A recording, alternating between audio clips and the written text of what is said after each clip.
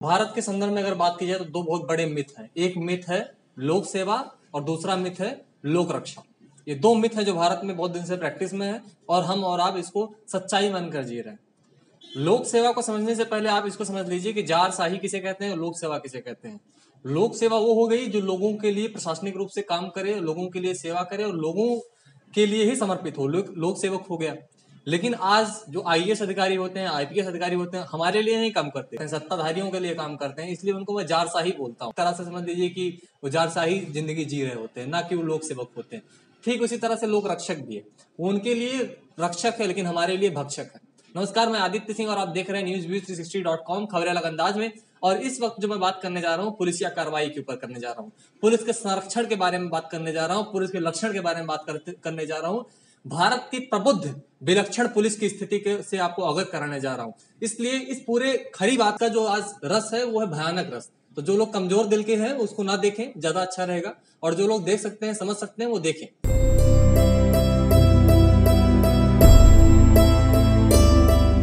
तो अब आपको बात बताने से पहले मैं शुरू करना चाहूंगा रायपुर के एक लड़के का नाम लेना चाहूंगा जिसका नाम है सिद्धार्थ श्रीवासन। सिद्धार्थ श्रीवासन नए पत्रकार हैं, बहुत जोशीले हैं, बहुत तेज बोलते हैं, बहुत ज्यादा जवाब चाहते हैं। किससे? शासन से, सत्ता से, पुलिस से।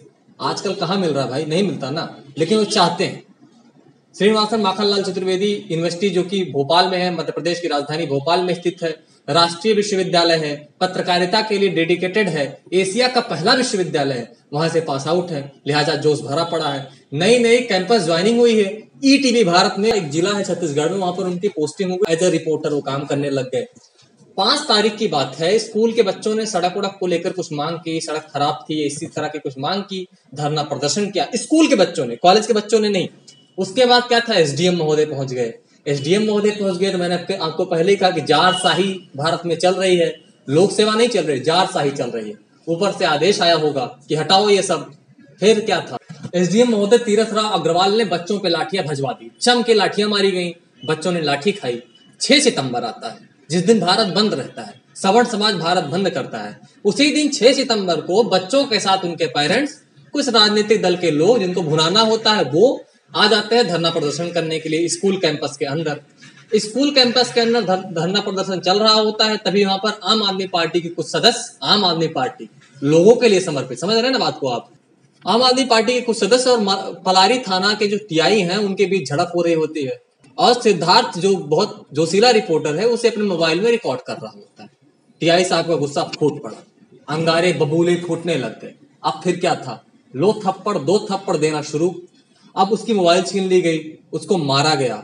उसने पूछा कि मुझे क्यों मारा जा रहा है, किस लिए मारा जा रहा है, मेरी गलती बता दो साहब, मेरी गलती बता दो। लेकिन साहब तो नशे में है, गलती कौन बता रहा? देखिए ये वीडियो।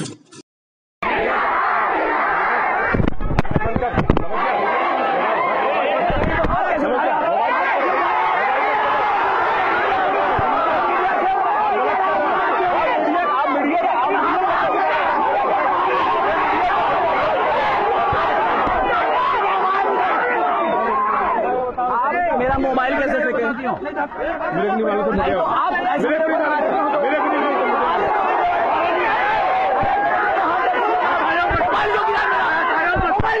मैं हटाया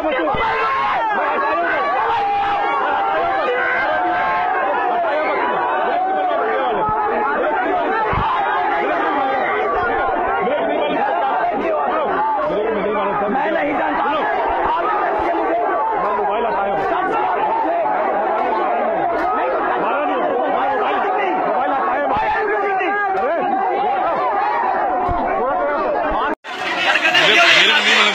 आपने गलत किया सर, लेकिन नहीं गलत है, आपको पूछ लेना चाहिए, आपको पूछ लेना चाहिए।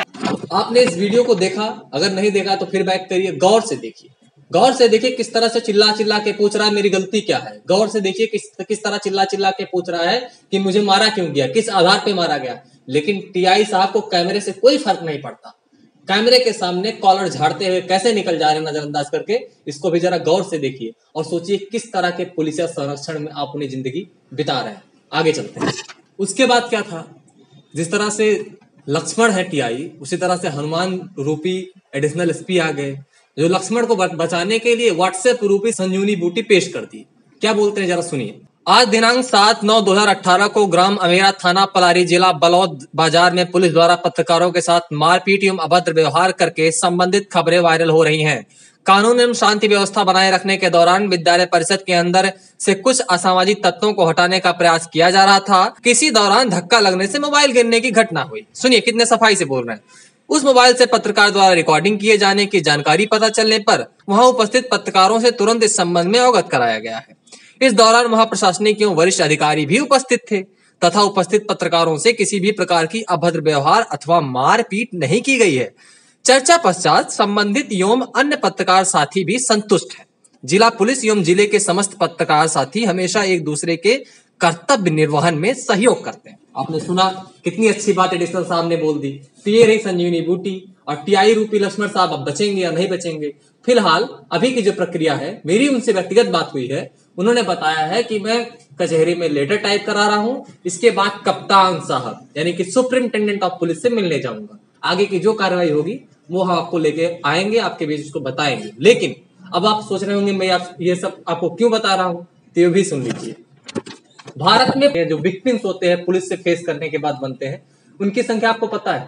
आपको पता है भारत में हर साल क्रूरलिटी के कितने मुकदमे दर्ज होते हैं पुलिस के खिलाफ? मुकदमे जो दर्ज होंगे वही ना आपके पास आएगा। एनसीआर भी उसी रिकॉर्ड को अपने यहाँ लिखता है जो उसके यहाँ रिकॉर्ड के रूप में पुलिस सबमिट करती है। तो जिनमें एफआईआर होगी वही पुलिस उनको देगी, वही हमारे तक आएगा। कितने में एफआईआर नहीं दर्ज होती होगी ये तो हमको नहीं पता, इसको तो हनुमान जी ही बता सकते हैं भाई कितने में एफआईआर नहीं दर्ज होती। लेकिन आप सुनिए, 2011 जैतापुर न्यूक्लियर प्लांट में धरना हो रहा था, प्रोटेस्टर उसके खिलाफ धरना कर रहे थे। फायरिंग होती है, फायरिंग खोल दी जाती है और एक की मौत हो जाती है।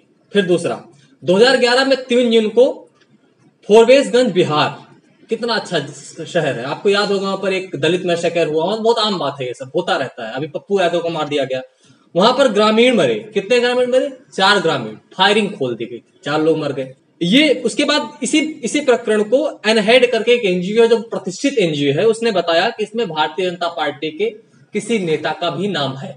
उसने इंक्वायरी की अपने लेवल से, उसने रिपोर्ट सबमिट की। इसके आधार पे द हिंदू से कोट कर रहा हूं, यहां वहां से नहीं कि कहीं व्हाट्सएप पे पढ़ लिया और कोट कर दिया, ऐसा नहीं। द हिंदू ने ह्यूमन राइट डिपार्टमेंट से डेटा लिया था। उसके बाद चलते हैं 2015, आंध्रा में शूट आउट होता है, 20 लोग मारे जाते हैं, 20 लोग, कम नहीं होता। 2018 में 13 प्रोटेस्टर तमिलनाडु में मार दिए जाते हैं। इसी साल 2018 की खबर, अगर आप भूल गए हो तो याद कर लीजिए। अब आते हैं 2015 में, NHRC national human right commission, राष्ट्रीय मानवाधिकार आयोग की जो रिपोर्ट है द हिंदू में छपी है। अक्टूबर 2015 में उसी छत्तीसगढ़ में, जहां की हम बात कर रहे हैं, 16 महिलाओं के साथ बलात्कार का मामला आया है सामने, जो कि पुलिस ने किया।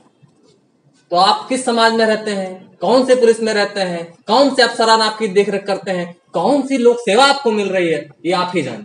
अगर आपको ये वीडियो पसंद आया हो तो हमारे यूट्यूब चैनल को सब्सक्राइब करें। अगर ये वीडियो हमारे फेसबुक पेज पे देख रहे हो तो पेज को लाइक करें और सोचिए कि आप किस समाज में रह रहे हैं। मैं बार बार कहता हूं कि सब कुछ आपकी गलती होती है, हमारी गलती होती है, समाज की गलती होती है। समाज में बदलाव का सबसे पहला कदम होता है कि हम उस बदलाव की प्रक्रिया में आगे बढ़े। धन्यवाद।